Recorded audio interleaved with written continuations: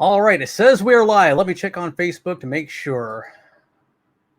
You know, it's funny, every time I start these things, I feel myself getting into the role of the performance, you know? So 1 second, let me check, make sure this is on.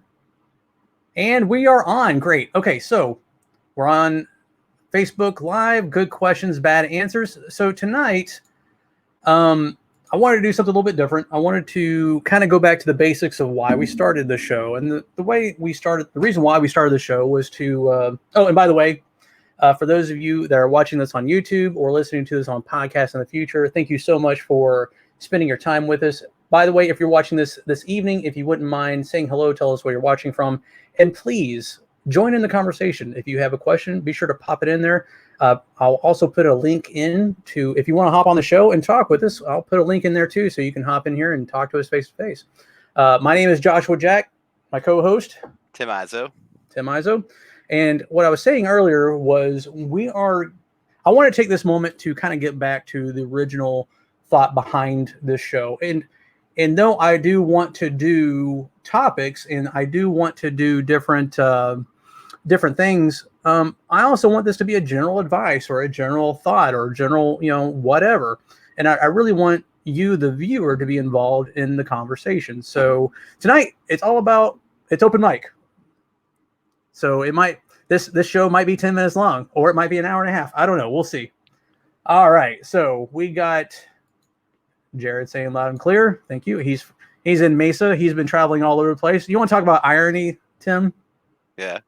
Let's talk about irony. Let's talk about my brother in Arizona. I'm going to pick on you, Jared. No, I'm just kidding. So I like Arizona. I really like Arizona. But when I was out there, I had a job that, took me there. And I didn't have a whole lot of family out that direction. And all my family was back on the East Coast. So I took a position to bring me back closer to East Coast. Well, guess where my brother is now? He's in Arizona.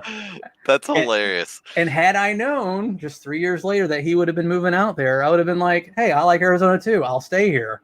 So that's just funny. That's irony, but no, it's all good. I'm glad that he's gone out there. Arizona is a beautiful state. If you've never Everybody I know loves Arizona. Everybody. It's great because it has everything that you want as far as demographics. It has desert, low desert, high desert, sand desert.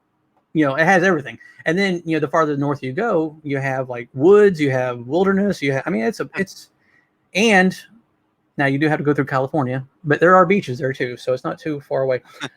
My running joke when I lived in Arizona was, we have plenty of beaches. We just don't have any water because it's a desert, Let's see. Daniel Vinette says he's here. Thank you. I appreciate it. I go to CrossFit with him. He's joining the Marine Corps, Semper Fi. He's going to have a good time here soon. Chris Rollings and Pace, thank you for being here, man.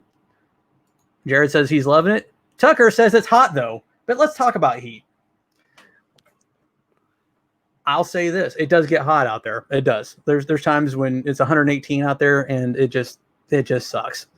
But when I was growing up, I had asthma, so I couldn't breathe very well. And at no time when I was out in Arizona did I have trouble breathing.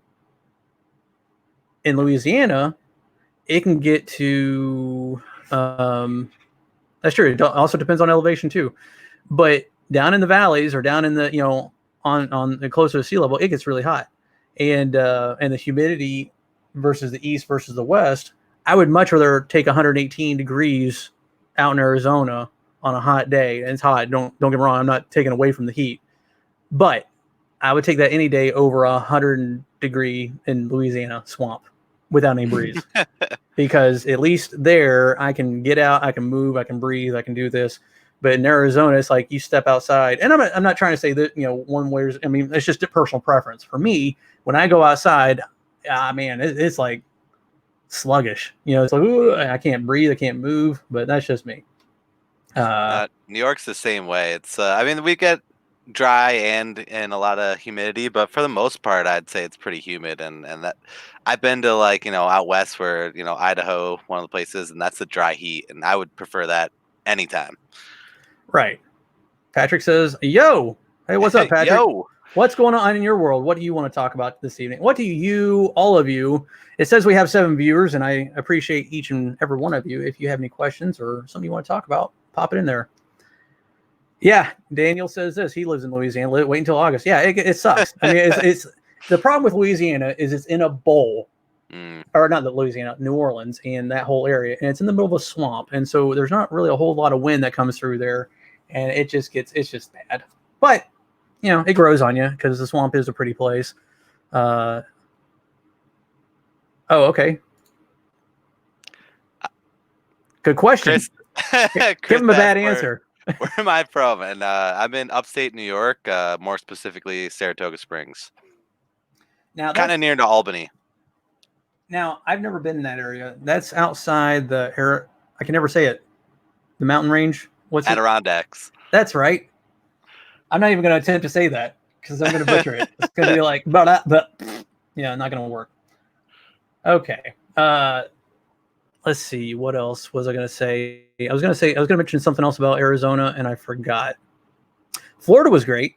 Because you could go to I tell you what, the nice thing about Florida is you can go to the beach at night, and there's a constant breeze, or even during the day. And the reason for that, and I took this in meteorology, when heat rises in the interior of the land, it sucks wind, right? It creates a vacuum as it goes up. So if you're on the beach, you have a constant wind coming in into the interior. And so that's the cool thing about living on the beach is that's right. Pensacola. This is where Chris says this. Well, he's in Pace, but it's kind of like, when you say New Orleans. I actually live in Harvey outside of New Orleans, but I just say New Orleans because that's where that's how people can understand it. But Pensacola, that's where the water is good. The water is nice up there. It really is. I've never been. You had something to say? Yeah, no, you finished what you're saying though. Oh no, I'm trying. Go ahead and interrupt me, man. Interrupt me. No. I don't know where in Florida, but I just saw this on some sort of like news clip or whatever. There's a guy who's been showing up at the beaches wearing the Grim Reaper outfit, trying to warn people that they're not social distancing at the beach. And so I guess it's become like semi-famous down there. There's just this guy that shows up as a Grim Reaper trying to warn everybody, and I guess he's some lawyer too. So. Oh yeah, that's hilarious. Babe Hoover says this. I loved Oregon. You could go to the beach or to the mountains. That was a nice. Well, that'd be nice. And obviously that's where our favorite movie. Well, I don't know about yours, but growing up, I watched Goonies, and that was filmed in that area. So, and it's funny. I can't say Oregon very well. Like for me, I feel like I'm just Oregon, Oregon, or I don't know. It's just funny. I've never been to Oregon. I've never been to the Pacific West, actually. I've been a lot of places in the world, but I haven't been to the Pacific Northwest. And I hear it's beautiful. And I've seen pictures, obviously, and I've seen different things. But it's a beautiful area. And one of these days, I'm going to get over there and take a look at it. Although I do have to admit, I don't know if I could deal with the political climate. Obviously, the show is not about politics. I just know for me, I just don't know if I could handle that. Chris says that's us. It is an attorney. That's Florida man for you. We all hear about Florida man, and he's always in the news. Oh man.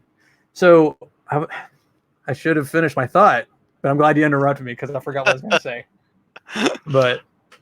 Now, so yeah, I mean, there's some pretty areas. So, what are some of the prettiest areas that you all have been to? Like, I like Arizona. Of course, I like a lot of different places. I like them for different reasons. That's what I was going to say. The nice thing about Arizona versus like here or you wouldn't realize this, but Northwest Florida, and even it gets cold sometimes. I mean, it gets really cold, and the reason for that is because obviously the humidity level, and then and the wind chill factor, it can get down to 20 degrees. And I know for you, 20 degrees is like, ha, ha, ha, I live in New York, and it's probably like, negative 20, but, yep. But for, if you've grown up in Florida, 20 degrees is pretty dang cold, and then it's wet. And so, you have to layer, you have to wear like an undershirt, you have to wear an overcoat or whatever. And then it just, you have to layer up. Whereas in Arizona or somewhere that's dry, man, you just put on a jacket. or a light coat, and it's not that bad. So, all right, folks, we're 10 minutes in. We appreciate you for watching. I'm just kidding. Now, remember, like I said, this show is about, conversating, having, if you have a question, and it can be funny, I don't care. We'll try to answer it. And we'll try to explain how we feel about things. So we could talk about current events. We could talk about something weird or macabre. We could talk about whatever you want to talk about. Because like I said, this show is open mic night. Oh, that's what I need to do. I forgot to put the invite. All right, so I'm going to put this in the comments, and if you can't see it in the comment, oh wow, okay, sorry, I just found something new on StreamYard. Ooh. So this link should go out to each of where I'm streaming. I mean, I am streaming on Good Questions, Bad Answers, and my personal page. Superman versus Batman. That's conversation. 1 second. Okay, Daniel says this. My cousin is in El Paso, Texas. He said it gets hot, but nothing like Louisiana. That's right. I'd have to agree with that. All right. My brother says Superman versus Batman. He's joking, but why not? So Superman, what do you think? Didn't we see a movie just recently, like, Superman versus Batman? Yeah. I think that just came out. I don't think I watched it. To me, DC just isn't as popular as Marvel movies, and I don't know why. I have an idea, but I remember why from marketing, why they explained why it just is not as profitable, or that just there's not as much attraction to it, and it's the characters. They're less relatable with DC. No, for instance, Superman is good at everything except for he has a rock that it's just not relatable. He can do whatever he wants, and he's invincible. He's got X-ray vision, laser eyesight. Whereas Batman, he's a little more relatable. Right. No, and I agree, and I think that's why Batman, especially in the past few years, have gotten supremely better. Yeah. But also, I think the movie. Dude, Donnie says this. DC equals boo, except for Wonder Woman. It was a legit good movie. And I think that's where Marvel differs, except for the Batman movies. Yeah. To me. Yeah, exactly. The Batman movies were really good because they really got into the character. And they had the ups, they had the downs, they had the humor, they had the sorrow. And every Marvel movie that has been worth anything has the same type of feeling. Like, it has its heart, it has its action moments, it has its hilarious moments, it has its serious moments. It takes you through the whole range of humor. It takes you through the whole range of emotion, whereas a lot of the DC movies just don't. It's like they kind of just punch you in the face with this one aspect, and at least that's what I got from it. Babe Hoover says Superman. Let's see what else has been good. Let's see. So tonight I was talking about Donnie Darko. I put on my Facebook that I don't know what that is. You don't know what Donnie Darko is? No. Oh man, that, my friend, is yeah, that's your assignment. You have to go watch Donnie Darko now. Because Donnie Darko is kind of like life. It's full of confusion and plenty of conspiracy theory, right? Okay. Well, okay, so Donnie Salter says this. Robert Pattinson is the new Batman. Nothing will ever be better. No, I totally agree with it. But you know what's funny about Batman is, thank you, Donnie, for that. I appreciate that. Remember when Batman came out in 1989? Of course, you were probably just born. When were you born? You were born probably after that. Yeah, okay, so... I do remember that because I had older siblings and their friends would watch that, and I was not old enough. Right. Well...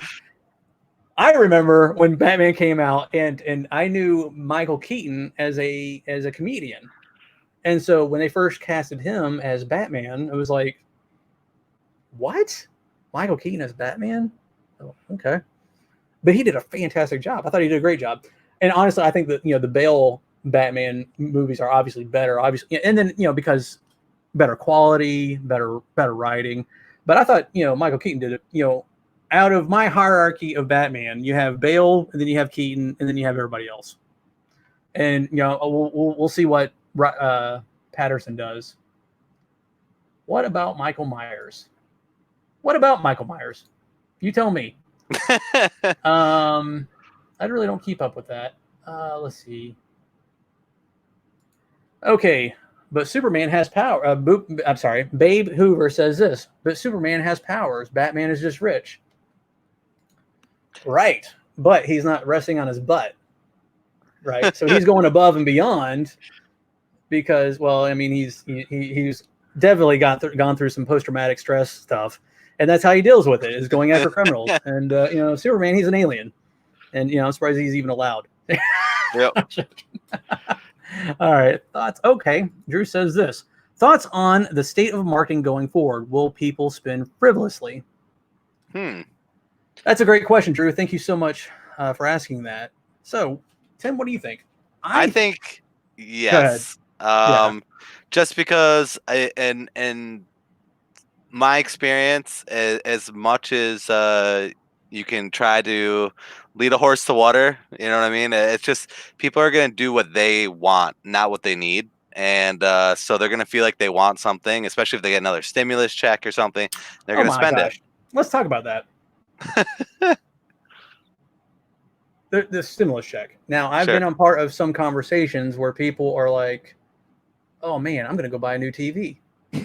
I haven't been in the conversation. I just heard a conversation. Let me just make that clear. But you're right. It's like, these people, I mean, not the what do you mean, you people? No, I mean, it's one of these things where I think it's funny to me because only in America or only in first world countries are people are like, they will stick to a topic for a little bit, but once it gets old or once they get tired of it, okay, it's time for something new. And the same thing is going on with coronavirus. It's like everybody's concerned about it. Everybody's concerned about it. And now everybody's bored with it. Okay, I'm going to go to the beach. And I'm going to go dressed up as the Grim Reaper at the beach. Yep. So going back to the state of marketing, I don't think it's going to change too much. I think it might blip up or down, but I think the trend is still going to be there. I mean, what is marketing? Marketing is telling a story to change someone's opinion or thoughts or feelings through the art of storytelling. That's not going to change. But I think, and then it's also asking what's going on in their mind. So what is the question going on in most people's minds nowadays? If you're going to base it off fear, then you're going to base it off, how is my life changing because of this? Or if you are basing it off of a positive thing, then you want to base it off of, how can I put this in a positive light where it will affect this person's life for the better? Give people what they need. Wait, don't give them people what they want. Give them what they need, and then help them get what they want. Does that make sense? Did I say that right, Tim? Did that explain that? Okay. I think that made sense. Well, we should have beer night. That would go awesome with our advice. Okay. Donnie dressed as Donnie Darko for Halloween one year. Okay, well, I had to go back to the Donnie Darko. That I need to write that down. Donnie Darko. So I've gotten better about doing these shows. Is I'm writing down these topics as they come up. So if I don't talk about it, I'll come back to it, because that's one thing that I've noticed in the past few shows is I just totally forget what I'm talking about. I'm getting old, man. Okay, so Donnie asks this: what are your thoughts on second stimulus? That's a monthly payment potentially. I think that's going to ruin America. Me personally, I think that will be one of those things where if they do that, that will totally rip the fabric of society, and then you won't get people to work. Because if they can get stuff for free, I mean, like, okay, so let's look at welfare. It is so hard to get off welfare because there's no. And here again, I understand the need for it, and I understand that there needs to be a certain thing, but if you, it's kind of like don't feed the bears. What happens if you feed the bears for so long and then you stop feeding them? Well, they're going to eat you, and honestly, we as a country can't have that economically because we just can't afford it. I mean, we're already crazy in debt, and then this. Okay. Now we're getting into a good conversation. Yes, now we're getting into Okay, so Patrick Stone says this. Forbes recently published an article basically saying we will have a recession because more people are saving or paying off debt last stimulus than frivolous spending. I don't know. I hope that's the case.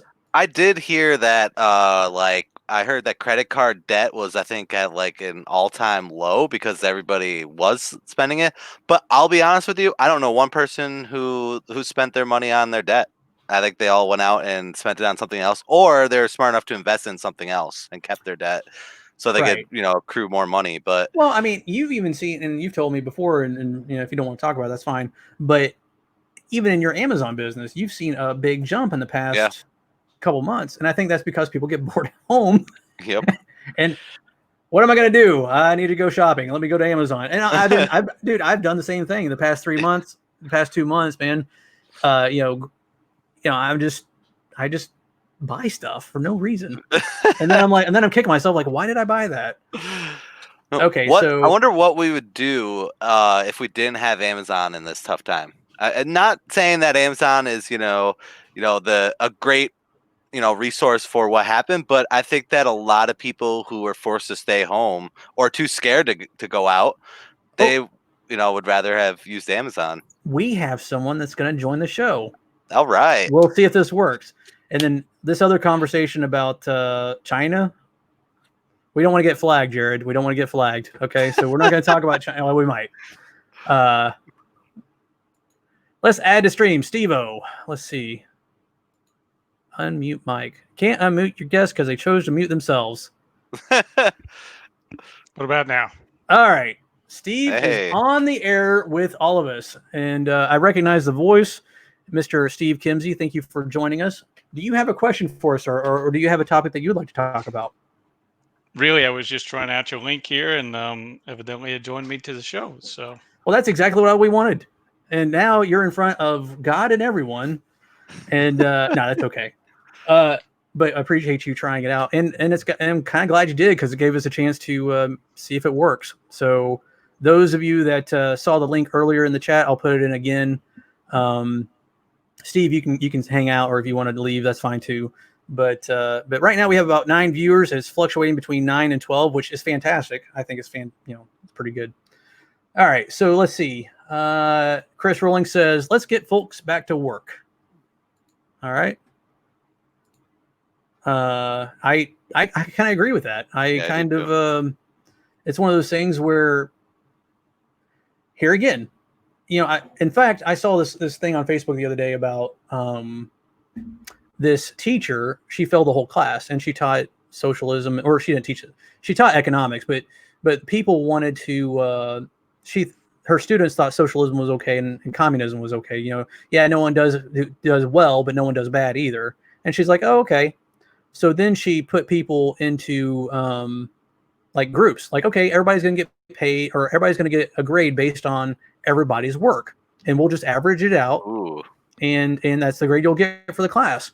And at first, the first group grade that everybody got was a B, because the people that studied hard, still studied hard, and the people that didn't study, they didn't study at all. But so the people that didn't study, they were really happy about their grade. And the people that studied hard, well, they weren't too happy because they got a B, and they should have got an A. And then the next test, well, the people that studied hard the first time, they didn't, they wanted to rest on their laurels, and so they didn't study as hard. So the next test was like a D. And so everybody was upset, and everybody was pointing at each other, pointing names at each other, or pointing out, there was just a big problem. That's so smart. And then the last one, they all failed, and they all failed the class because, if you take personal responsibility out of it, and you take personal satisfaction and gratification, and why do we work hard? Is because we want to do well for ourselves. And if you spread that out, and don't get me wrong, it shouldn't be forced on me to help other people. I should want to help people because I'm a good person. Yeah. And I think that's where we are in society today, is we're being forced to do certain things. And I don't necessarily agree with that. I think we need to go back to charity, and I don't know. That's a rant going off the side there. Let's see. Norma says, great job. Thank you, Norma. Thank you so much. I appreciate you being here.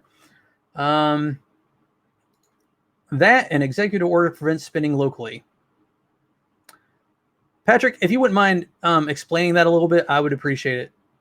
Because I'm not exactly sure what, because I haven't read, I'll be honest, I haven't read the executive order, so I can't say one thing or another about the spending locally. All right, Donnie says this. Yeah. I get angry with the automotive commercial saying, we are here for you, so we are doing 0% financing. Like, how is that you being here for us, being greedy and saying spend money with us and go into more debt when people are losing their jobs?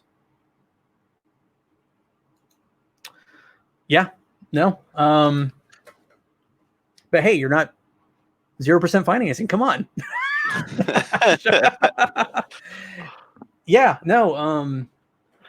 Yeah, I found that I wouldn't say it angers me, but it baffled me that there are like so many commercials telling people to buy cars. Who's gonna buy a car now of all the times that they could have bought a car? I don't know. I personally don't see that as a great opportunity. But at the same time, they better start selling something. Yes, otherwise, I get it. Yeah, that's true. Otherwise, there's going to be a lot of people out of work because money's not coming in. So, as much as I'd like to agree with Donnie, at the same time, I almost have to put my put on my, I can't even talk. Good Lord. I went to CrossFit, guys, and I can't think straight. So I'm happy that the gym is starting again. But what I was saying is I can agree with Donnie to a certain extent, but at the same time, putting myself in the automotive or the people that are trying to pay their employees that need money coming in, or they will dissolve. I think that's another thing that we need to think about. So get back to work. So,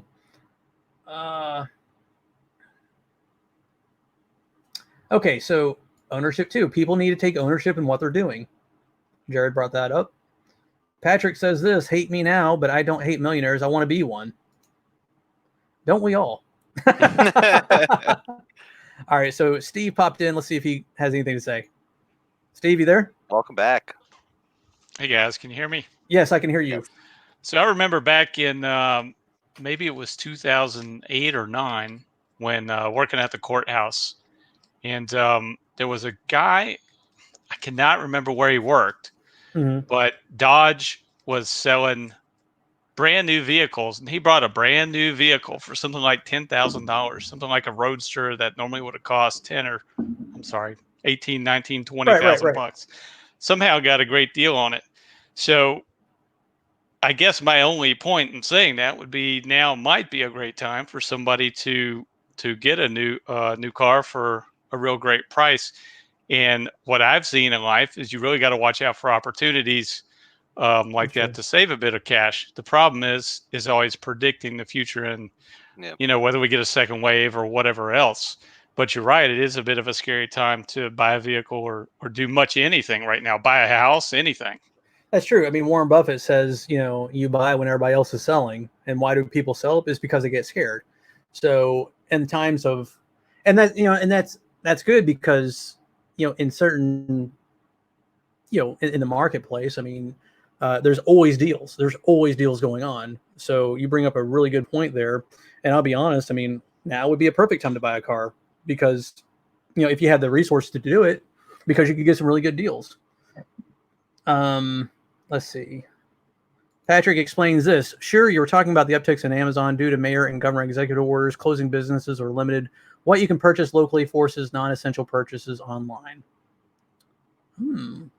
I didn't think about that aspect. Yeah, that's true. Because like I remember reading about, even in like some of these stores, they would rope off certain areas and say, hey, that's not essential items. You can't buy that. Which is like, what? I'm already at Walmart. Like take it off your shelves then. Yeah. Oh, and Steve, that was a great point because Jared says it is. So great point, Steve. That makes it so. That's right. That's right. My brother is the smartest brother I have.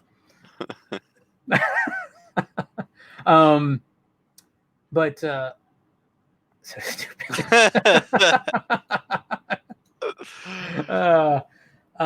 So Pat, let's see. So Donnie says, I just don't think they should say we're here for you. No, well, you're right. They're not. I mean, they're there for themselves. They all have self-interest. We all have self-interest. I mean, what do we? Why do we do anything? I mean, so Donnie. Actually, by the way, for those of you that live in the Panhandle and you want your cars cleaned or detailed, go to Donnie Salter. He is the owner or operator of Deem. And Donnie, if you want to put your, in fact, at some point we're going to have him on the show and we're going to talk about his story because he has an awesome story of entrepreneurship and going from working full time to working for himself full time. So I'm looking forward to that show at some point in the future. But Donnie, if you want to put your link in the show in the comments, and you can talk about or what your Deem auto detailing. I don't have the link in front of me, so if you wouldn't mind doing that. And he also has a graphic design too, so he makes T-shirts for people. So anyway, great guy to know too. Let's see what else. Oh, so we're going to talk about China. So that's another thing that kind of scares me is the whole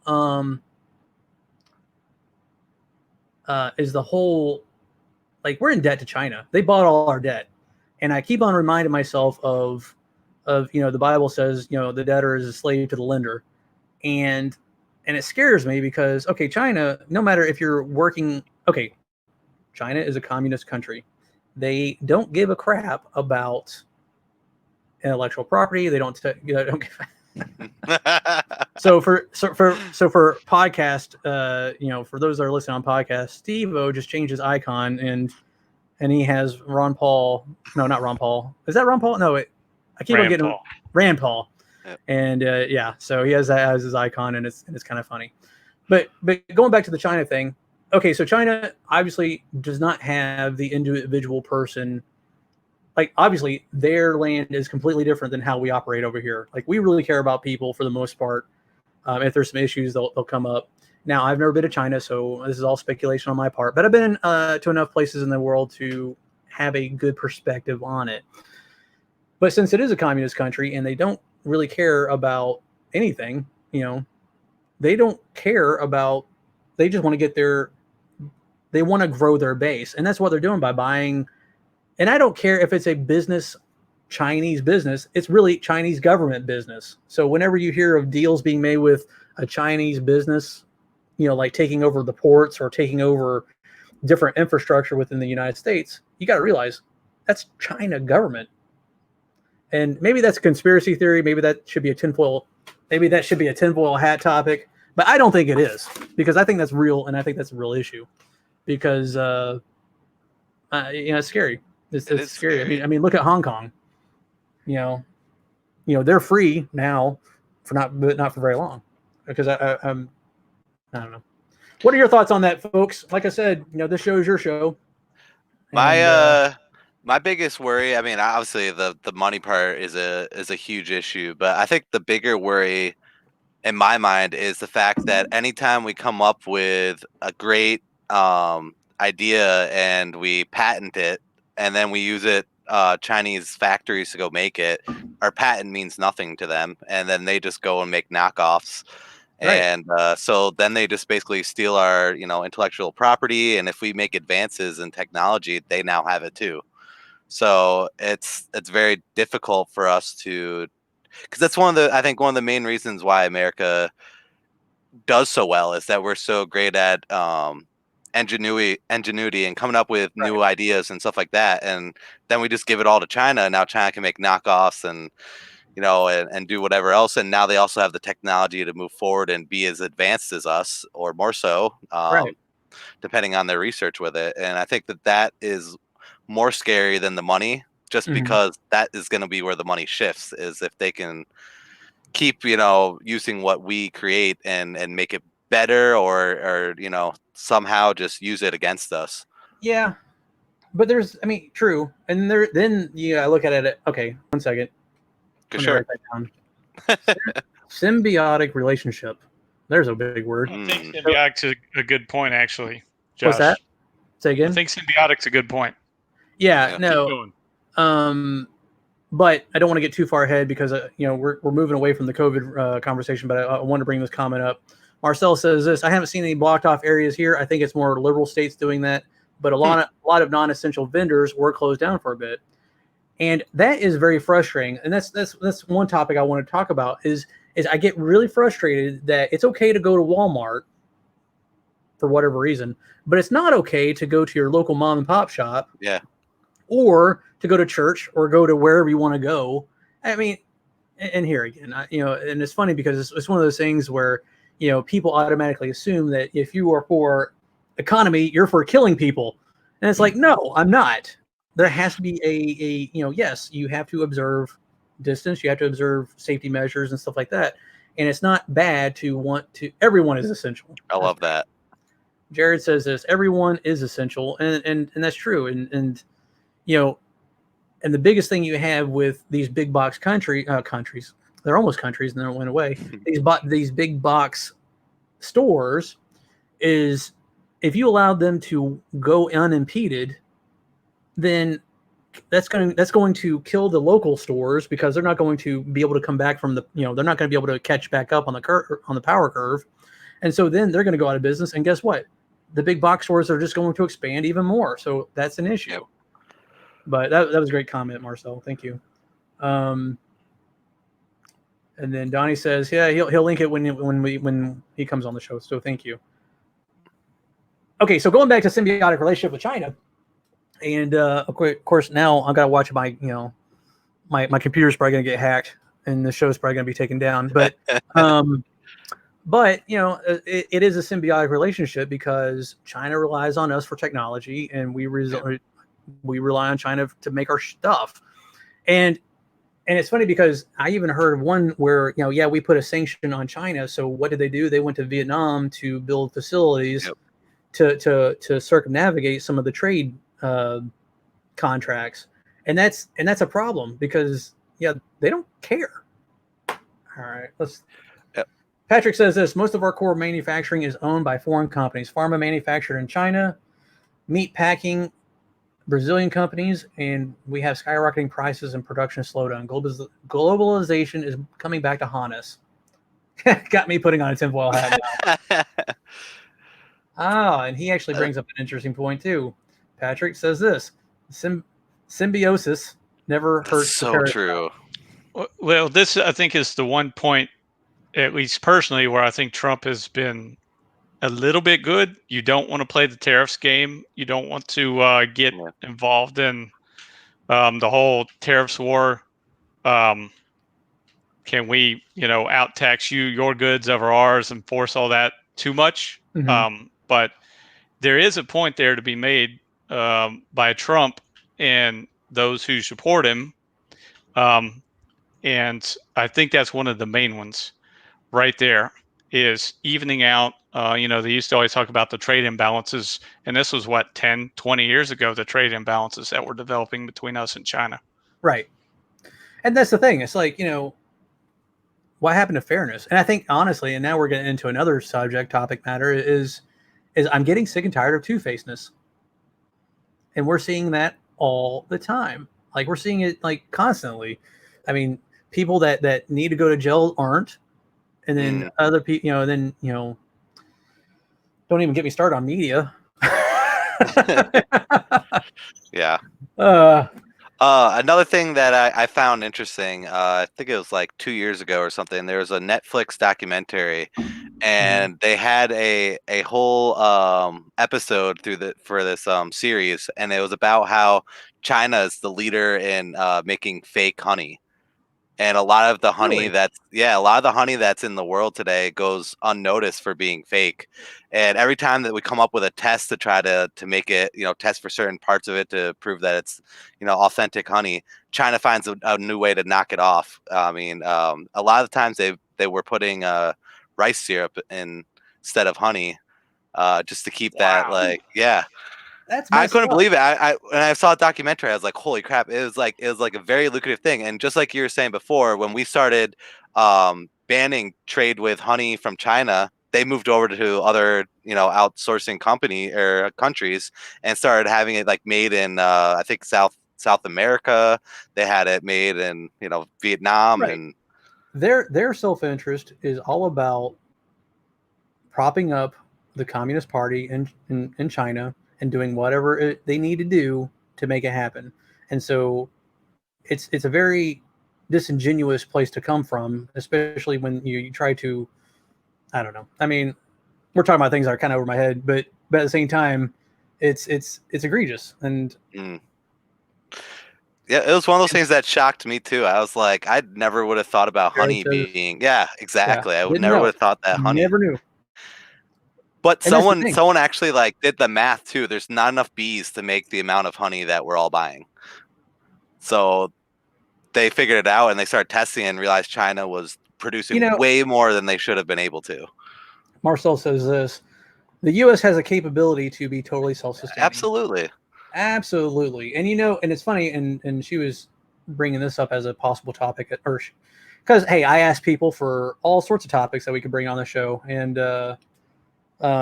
she was saying how like the different farms are getting rid of livestock and different things, and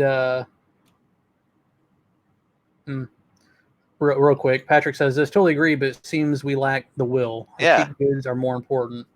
And this is getting into so much. This is because I mean, going off that, I'm thinking that what makes a successful society? I can't talk this evening. I already said this. It takes a common rule or a common belief or there needs to be a common thing that everybody agrees on. So what happens when you start changing that society with a bunch of differing thoughts and different things on how to do things? It messes it up. And I think, and that's what we're seeing now. And and that worries me. Selling out. But I really wish we could go, I've been reading a lot of books on history lately, and I've been reading a lot of books on, how, different in the mid 1800s, people survived, so I think if things ever did get really bad, like let's say, the truck stopped, everybody's always concerned about, well, you're only going to be alive for 3 days if the truck stopped running, or inventory is going to be, if the truck stopped running, the stores will be out in 3 days and we're all going to be hurting. And that's true. But I think very quickly we would go back to the way we used to do things, and it would be very town sufficient. Yeah. It would be the towns would be self-sufficient, because back in the day, guess what they used to do? They used to go to the farm. Hey, can I get this? Yes, you can. We'll work together. And I think, it'd be kind of nice if we could kind of go back. I mean, you know what I mean? Like there's a self regulating supply and demand in your town. If you don't have it, you don't have it. There was a big piece of me that was hoping that would be the outcome of this. When it became a global quarantine, I was really hoping that America would step it up and put more factories and give people more jobs that don't have other jobs for like non-essential things. And we'd start producing a lot of our own stuff and somehow be able to help take China out of it and lessen their control on our economy.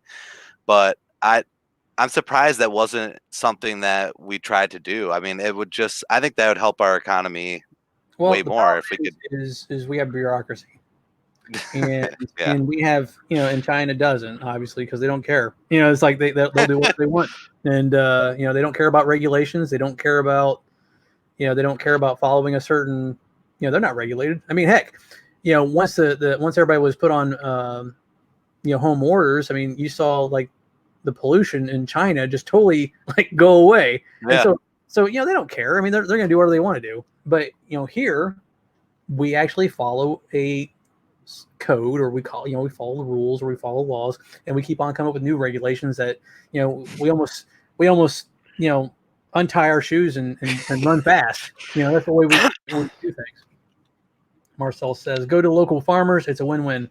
Yeah. And that's true. Like my aunts and uncle in Southern Illinois, they have a farm, and they have a couple cattle, and every once in a while they'll butcher it, and they'll give meat to friends and family, and man, that's the best. Yeah. I mean, it's really good. I mean, I've never tasted anything quite so good. Like, but I try not to eat it too much, because then I get used to it. All right, Patrick says, time to watch Jericho. I watched that when that came out. That was a show that came out in the 2000s, I believe it was. But okay, so let's go back to Donnie Darko. Donnie Darko Donnie Darko is it's a dark movie, but it's not a bad movie. It's not like one of those movies where where you would be embarrassed watching it in front of your family. You know what I mean? Like, it's not one of those like creepy whatever. It is a little creepy, but it's not like, adultish or mature or whatever. But it's just a weird movie. It's a very and I don't want to get too far into it because I don't want to give anything away. Yeah, exactly. The dog dies. The dog dies. All right. So I got to tell this story. My brother brought this up. Spoiler alert. There's a running joke with in my family is I think I just got back from overseas, or Jared just got back from overseas, and we're talking about movies, and we're talking about movies with my dad.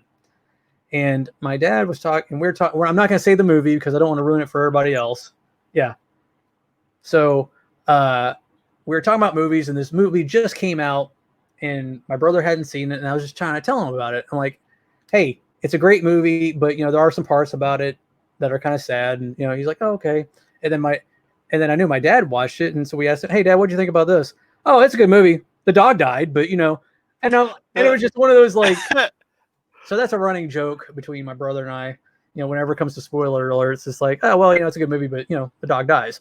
So, so that's funny. Okay, at the very least, this will open the minds of the consumers. Chris Rowling says this. I'm sorry. At the very least, this will open the minds of consumers and will have the mentality of a win-win, supporting our fellow man and locals. I hope so. I hope so too. And I think in the conservative areas, you'll see that. But how long? I mean, shoot, we have a short memory. That's the problem with we as Americans. We have a short memory. So I'm hoping it will be like that, but I don't think it'll be too long before we forget. I mean, we're already forgetting 9/11. I mean, and that wasn't that long. Which, it's just, I don't know. It's crazy. Justin, sorry I'm late, fellas. Youth sports is getting in the way of my good questions, bad answers time. That's okay, man. I'm just happy you're here. I appreciate you being here, Justin. Okay, but Donnie Darko, it's a good movie. Definitely watch it. We might, actually, we may do a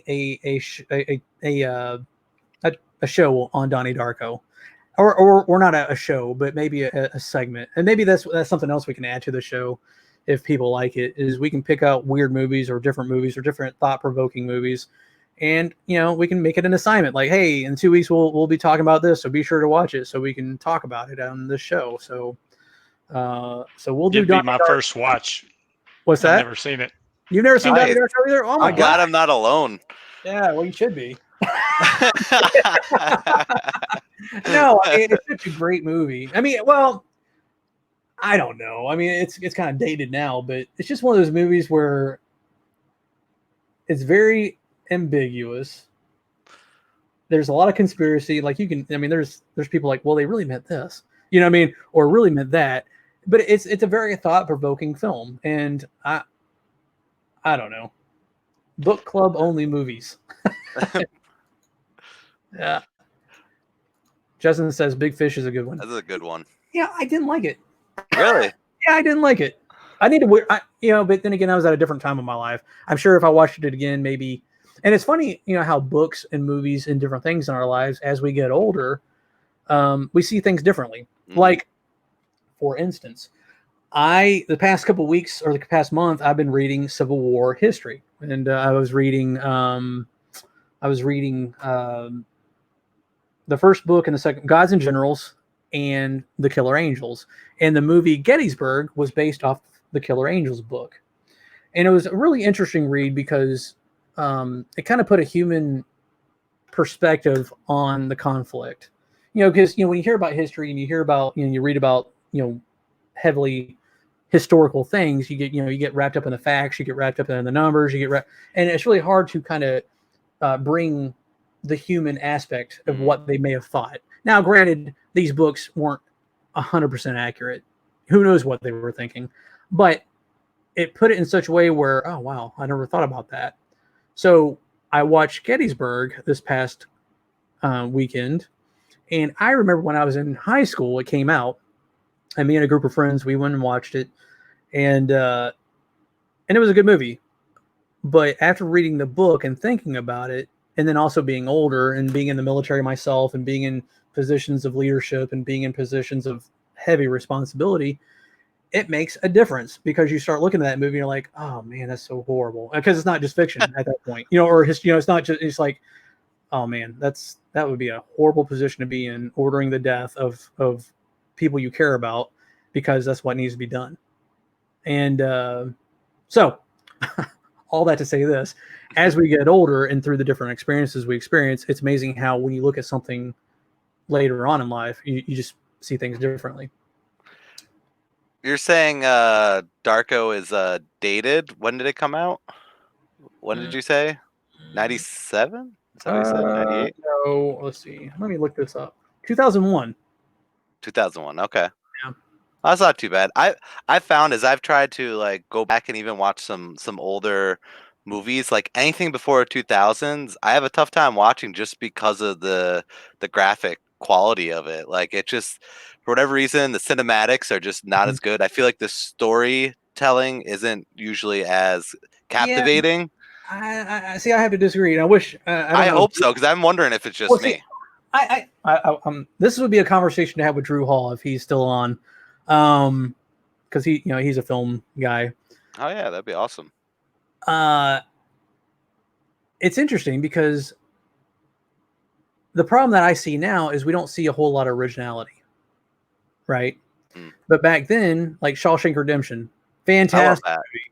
You can watch that anytime, all the time, every day, and it's still a good movie. Like Forrest Gump, 94. It came out in 94. Yeah. Still a good movie, and the graphics for the time were fantastic. And still to this day, it holds up.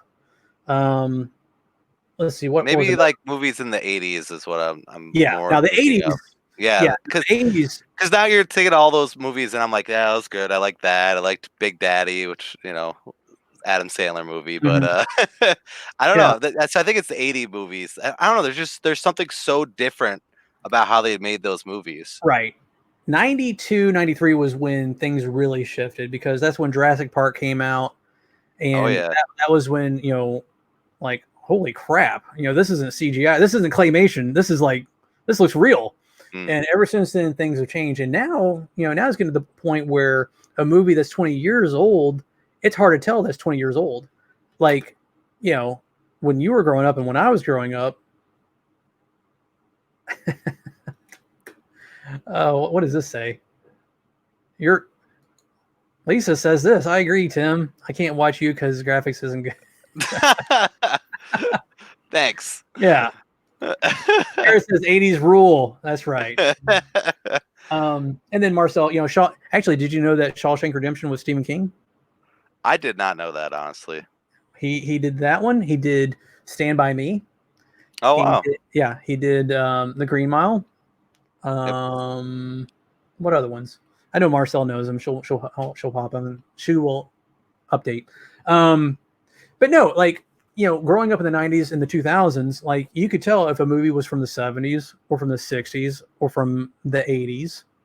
And now I can't tell the difference between a movie, and it could just be me getting older because, Lord knows as you get older, new things just don't make sense. But a movie from the mid, like 2015 isn't that different from a movie that's from 2005 or even 2000. I don't know if I don't know if that's just me, but I think there's some truth to that. Yeah, I think I could agree with that. Yeah, I don't know. Steve, you still around? What do you think? Well, I was just making a comment. I watched Alien and Aliens with my wife this weekend. Mm-hmm. That's always been our Memorial Day weekend, partially. And I don't think you're a very big sci-fi fan, as far as I'm aware, at least. But I still felt they both held up pretty well. Really? Yeah. Oh, yeah. Well, 79 and 86 right there. Oh, wow. Well, yeah. There are certain movies that stand, the passage of time. Like, and here again, this is an 80s movie, but Full Metal Jacket. Of course, that's a Marine related movie, and obviously that to a Marine, that's a great movie. But there's certain movies throughout time. Oh, and then also, like, even if it is dated, it's still good. Like Zulu. Zulu came out in 1964. Oh man, that's a great movie. it's a great war movie, and the premise of the movie, and if you haven't watched it, you need to go watch it. At least I think so. But it was about the British in South Africa, and it was the Battle of Rorke's Ridge, and there was 160 British soldiers that were surrounded by 4,000 Zulu warriors, and they fought them off. And yes, it's dated, but it is such a good movie that, once every couple of years I'll watch it because it's just a great movie. In fact, that's one of those like classics that once you watch it, and here again, you gotta make amends, because it is dated, but man, it's such a good movie. And so Alien, when it has a good quality or when it's, even look at Star Wars. Shoot, that's too. Of course, the old ones are still a heck of a lot better than the new ones. Chris Rowling says this: what's going to happen with the Space Force? Well, they're here to fight aliens. That's a good question. That is a good question. Well, Chris, what do you think? You can hop on. I put the link in there if you want to hop on and tell us what you think there. You can hop on, or you can just tell us what you think. What I think is going to happen with the Space Force, I don't know. But it's kind of weird because it's like, we talked about this before last week with the UFO or the Pentagon releasing UFOs footage. What did they see that warranted Space Force? That's what I want to know. But then again, you got to wonder about. So Justin says this: they are going to arm space with lasers, and then Chris says we better make friends with the Klingons. That's true. I don't know, because shoot, if I was going to war, what's the first thing I would take out? I'd take out communications. Like if I was in charge of a country and I was going to attack another country, the first thing I would take out is communications. That means destroying satellites. That means destroying, whatever. And then the next thing I would do is I would, do satellite. Then I would just, So and then I disrupt electricity, energy, stuff like that. So I don't know. I don't know either. I think you're both onto something, Justin, and you, Josh. Absolutely. Yeah, of course, probably all of it's going to be classified because we don't want China to steal it. But they will. Yep, they will. Actually, if Pat was still on, I'm sure he would have something to say about all this. But I don't know. Well, this was a good show. It was better than I expected. I appreciate everybody who participated here. This was awesome. Yeah, and Steve, man, I appreciate you hopping on. Well, I have a question, a movie question for maybe a future time, future episode. Was I cannot. Oh crap! I forgot that. Total Recall. Total Recall a dream or was it real? I have to rewatch Total Recall. Which one though? Which version? The new one or the old one? No, the old one. Yeah, the new one sucks. Schwarzenegger. Yeah. Well, I'll have to watch that. Yeah. But okay, so all right, movies we are going to discuss in a future episode. We will be discussing Donnie Darko, and we will be discussing Total Recall at some point in the future. I don't know when, but go ahead and watch it, and then it may be a last minute thing. It may be like next week. Like, hey, we don't have a show topic. What do you want to talk about? We'll talk about this. But seriously, everyone, real quick, does anybody have any other questions or anything else they want to cover real quick? I'll give you, 10 seconds to write it out. Dun, dun, dun, dun, dun. I'm just joking. But seriously, as we're winding down, everybody that's watching this now, thank you so much for being here. Everybody that's watching this, in the future on YouTube, thank you. If you like the show and you want to subscribe, please be sure to subscribe. If you're on Facebook now and you really like the show, be sure to go to our page, like the page. And if you're watching this on or you're listening to us on I will eventually master my tongue. if you're listening to this on podcast, as always, thank you so much for listening to us, and drop us a line at goodquestionsbadanswers. At let me put this up here. As always, that's how you can reach out to us if you ever have a question that you want to ask off air, or if you have a question that might require a little bit of research, send it there. All right. So Justin says, I love the show. You're all doing a great job. Thank you so much, Justin. It really helps hearing from our viewers. Because like I said, sometimes we don't know if we don't know how it's going sometimes. Better Off Dead. That was a great 80s show. That's something we'll have to talk about at some point. Flat Earthers, man, that's a conversation that could really only last 2 seconds because Jerry says a great show. But like I said, as always, you can reach out to us at Good Questions, Bad Answers with your questions or topics. And we always, we look forward to hearing from you. I think we might be doing more of these open type of shows because I think we get, okay, so the problem I'm having with specific topics is I think, even though it's interesting, it may not be something that people want to talk about. So, so I think we'll just continue doing these open type of conversations until someone brings up a really good topic that they want to talk about. So, or I don't know. Hey, I'm learning as I go too. So anyway, appreciate it, guys. Steve, thank you so much for hopping in and being the guinea pig and making sure that worked out. And God bless you all. Tim, you got anything to say? No, thank you, everybody. All right. God bless everyone. Have a great evening, and we'll see y'all next week, Tuesday.